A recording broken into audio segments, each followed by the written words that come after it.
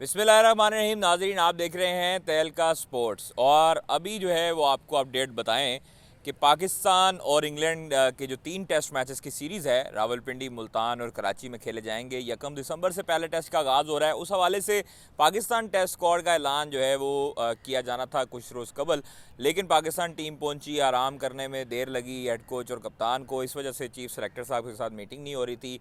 फिर उनके साथ जूम पे मीटिंग भी हुई। फिर उसके बाद अब जो है वो नाम डिसाइड हुए हैं। तो नाम पहले मैं आपको बता दूं कि बाबर आजम कप्तान हैं, मोहम्मद रिजवान हैं, अब्दुल्ला शफीक हैं, इब्रार अहमद हैं, अज़हर अली हैं, फ़हीम अशरफ हैं। उसके साथ साथ हारिस रऊफ़ हैं, इमामुल हक हैं, नुमान अली हैं, मोहम्मद नवाज़ हैं, मोहम्मद वसीम जूनियर की शमूलियत हुई है। उसके बाद नसीम शाह और उसके बाद मोहम्मद अली हैं, एक नए आए हैं और उनकी शमूलियत हुई है। सलमान अली आ गए हैं, सरफराज अहमद हैं, सऊद शकील हैं, शान मसूद हैं और जाहिद महमूद हैं। ये 18 रुकनी स्क्वाड का ऐलान जनाब चीफ सेलेक्टर इज़्ज़त माब मोहम्मद वसीम साहब ने अपने लैपटॉप को सामने रख कर किया। और फिर उसके बाद सवालात और जवाबात का सिलसिला शुरू हुआ। पहला ही सवाल बड़ा तगड़ा और पहला ही सवाल बड़ा जो है वो जिसे कहते हैं कि उनको पसंद नहीं आ रहा था, उनको वाज़ह था जब देख रहे थे, सवाल सुन रहे थे। उसके बाद सवालात की बौछार हुई। उनसे पूछा गया कि फ़वाद आलम क्यों ड्रॉप हुआ। हसन अली का तो सबको पता है कि हसन अली की performance up to the mark नहीं है। फिर उसके बाद उनसे पूछा गया मीर हमज़ा क्यों नहीं है, मोहम्मद अब्बास क्यों नहीं है जी। उसके बाद पूछा गया उस्मान सलाउद्दीन क्यों नहीं है। तो उनके पास कोई जवाब नहीं था मेरे हिसाब से। मैंने जहाँ तक देखा है कि उनके पास कोई जवाब नज़र नहीं आया इस हवाले से। और वो सवाल जिसे कहते हैं ना गंदम जवाब चना, ये वो वाला हिसाब था। और मैंने उनसे पूछा कि वर्ल्ड कप, मैंने उनसे मीर हमज़ा और अब्बास के मतलब पूछा। बाद में ये पूछा कि जनाब मोहम्मद आसिफ अली और हैदर अली की टीम में आप कहते थे कि यही ज़बरदस्त हैं और यही बैकअप हैं और यही मिडिल ऑर्डर में परफॉर्मेंस देते हैं। तो उनका ये कहना, उनका आगे से जवाब सुने। उनका जवाब मैं आपको वो भी सुनवाऊँगा। अब उनका जवाब था कि जनाब टीम वर्ल्ड कप फाइनल में पहुंची है और इससे आगे मैं कुछ नहीं कह सकता। इस हवाले से अबू बकर साहब भी हमारे साथ मौजूद हैं। बकर साहब, सवालात हुए बड़े तगड़े तगड़े, बड़े खौफनाक किस्म का पहला सवाल था शहबाज साहब का। फिर उसके बाद फ़वाद आलम का सुहेल साहब ने पूछा। फिर उसके बाद मीर हमज़ा अब्बास का पूछेंगे। क्या लगता है आपको डोमेस्टिक परफॉर्मेंस देने वाले डोमेस्टिक परफॉर्मर्स जो हैं वो कब तक परफॉर्मेंस दें? क्योंकि ताबिश जो हैं वो 35 साल की उम्र में उनका डेब्यू हुआ। आखिरी टाइम पे आके जब मतलब पीक पे थे, 550 विकेट ले ली हुई थी उन्होंने, तब उस वक्त उनको खिलाया गया और उस वक्त उनका परफॉर्मेंस नहीं आई। देखें, किस्मत के बड़े धनी हैं चीफ सेलेक्टर मोहम्मद वसीम हो या chairman Pakistan cricket board Ramiz Raja हो या कौमी टीम में कप्तान बाबर आजम हो। टीम की परफॉर्मेंस सबको पता है। पाकिस्तान की एक नहीं 2 टीमें खेल रही थी वर्ल्ड कप में। मैं वहाँ पर मौजूद है। नीदरलैंड ना हरा था ना साउथ अफ्रीका को। आज ये चीफ सेलेक्टर टीम अनाउंस शायद मुश्किल ही कर रहे होते कि नए चीफ सेलेक्टर आज यहाँ पर टीम को अनाउंस कर रहे होते। लेकिन क्योंकि किस्मत के धनी है, वो नीदरलैंड ने हराया साउथ अफ्रीका को, तो आज वो कॉन्फिडेंट थे। आज उनको जो भी सवाल कर रहे थे वो ये कह रहे थे टीम फाइनल के लिए। टीम फाइनल के लिए जी गाल मुक गई। टीम फाइनल के लिए, तो अब टीम फाइनल खेली है। इससे पहले एशिया कप का भी फाइनल खेली है, उससे पहले वर्ल्ड कप का सेमीफाइनल खेली थी। तो टीम तो परफॉर्मेंस दे रही है, लेकिन वो वर्ल्ड कप वाली परफॉर्मेंस भी चौधरी नु कहना चाहिए साहब तुहाडा मुंडा फेल हो गया। कहता फेल हो गया है तो चौधरी है ना, है तो भाईजान चौधरी। और ये नहीं भूलना चाहिए कि जीतने वाला ही सिकंदर कहलाता है। इस वक्त अगर चैंपियन बना है 2 साल के लिए तो वो इंग्लैंड बना है, वो पाकिस्तान नहीं बना। और जिस किस्म की हमने वहाँ पर क्रिकेट खेली, सबको नज़र आ रहा है, पूरी कौम को पता है कि हमारा मिडिल ऑर्डर T20 के अंदर स्टेबल नहीं है। आज की टीम से ज़रा 1 सेकंड के लिए ज़रा साइड पर हो जाए।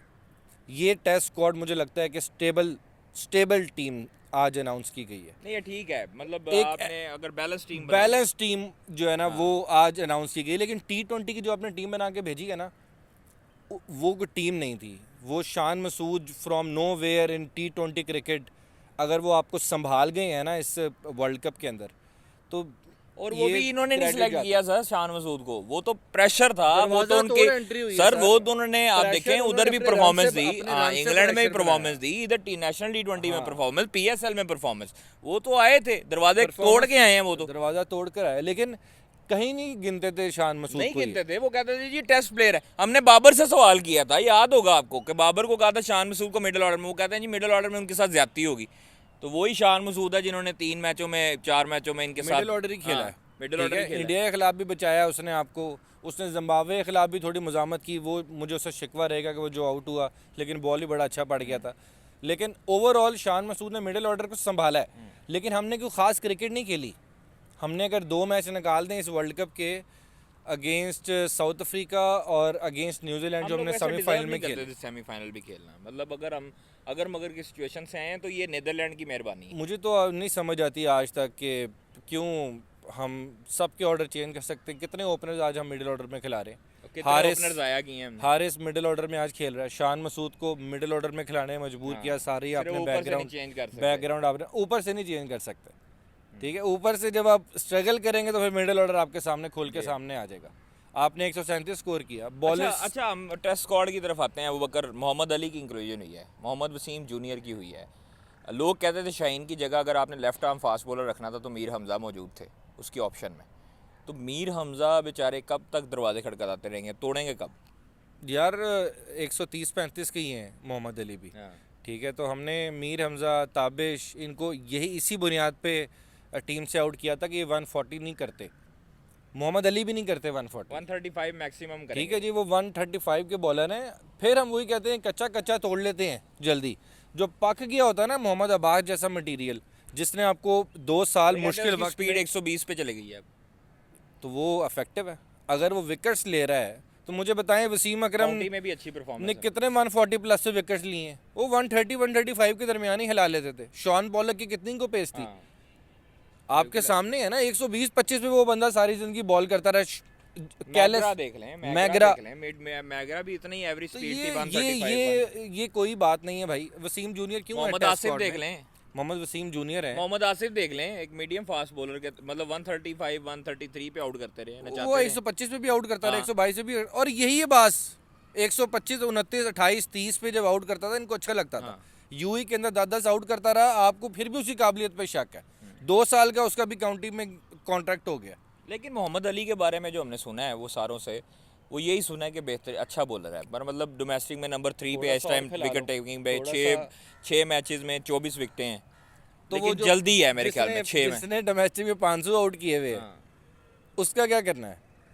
जिसने डोमेस्टिक में मीर हमज़ा की अगर बात की जाए तो मेरा ख्याल है कि 93-97 तो उसके एक पूरे सीजन की आउट है। सही बात, ठीक है। वो उनका क्या कसूर है? वो भी तो 130-35 सबसे ज्यादा तो जनाब हम भूल ही गए, जनाब इज्जत माब फवाद आलम साहब को ड्रॉप कर दिए। फवाद आलम समझ से बाहर है। 1-2 सीरीज खराब गई हैं उसकी और वो बाहर है। उससे पहले उन्होंने और न्यूजीलैंड में 100 लगाया, साउथ अफ्रीका में 100 लगाया, कमबैक किया, 100 करते रहे। कराची में भी उन्होंने मेरे ख्याल अगेंस्ट ऑस्ट्रेलिया भी एक अच्छी इनिंग खेली थी, वो भी उनकी बड़ी इनिंग थी। लेकिन क्यों, किस बुनियाद पे हटाया?